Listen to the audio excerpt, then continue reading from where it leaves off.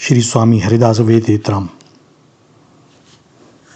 विरक्त कैसे होते हैं, संत कैसे होते हैं, इसके बारे में एक स्वामी जी के जीवन काल की घटना। पंजाब प्रांत के झसरोटो नामक स्थान के एक श्री दयाराम जी नाम के सारस्वत ब्राह्मण थे। धन के अभाव में पत्नी के आग्रह पर जम्बू पर्वत पर जाकर धन की अभिलाषा से अत्यंत कठोर तप किया। उनके तप पर संतुष्ट होकर श्री ऋक्षराज जामवान ने उन्हें एक पारस मणि देकर कहा, इस मणि के द्वारा तुम 12 वर्ष तक यथेष्ट धन प्राप्त कर लेना। इसके बाद यह मणि तुम्हारे पास नहीं रहेगी, अतः 12 वर्षों के उपरांत तुम इस मणि को किसी सत्पात्र को भेंट कर देना। दयाराम खुशी खुशी मणि लेकर अपने घर आए। पारस मणि प्राप्त हो जाने से धन का किसी प्रकार का कोई अभाव न रहा। दयाराम ने 10 वर्ष तक खूब दान पुण्य किया। इसके पश्चात ब्राह्मण दंपत्ति ने आपस में विचार किया कि यह मणि अंततः 12 वर्ष पूर्ण होने पर हमारे यहाँ से स्वतः चली ही जाएगी, इसलिए अब क्यों न इसे किसी सत्पात्र को दान कर दिया जाए।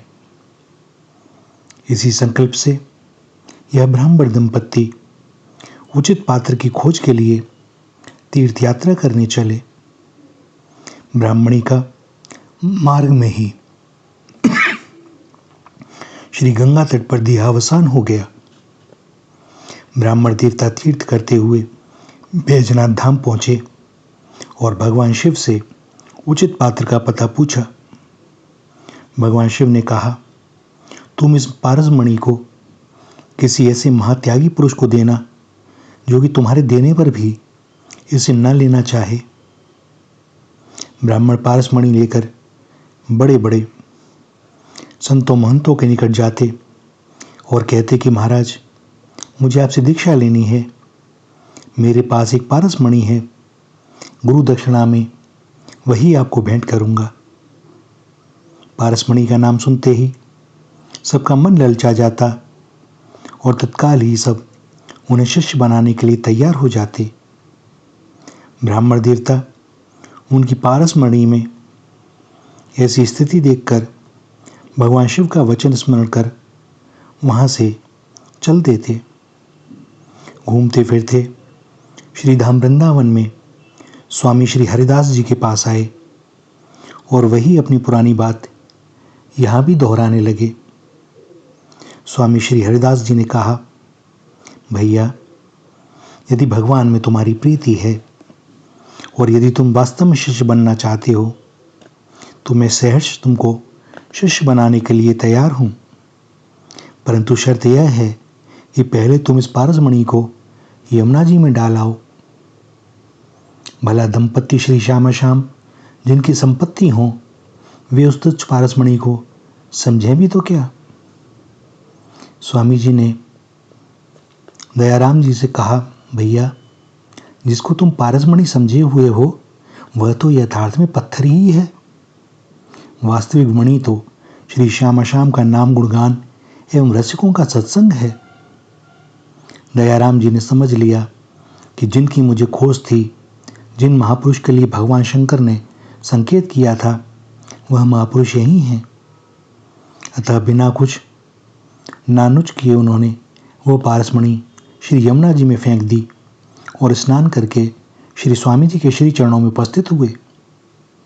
स्वामी जी ने कृपा पूर्वक उनको मंत्रोपदेश दिया एवं उनका नाम रखा दयाल दास।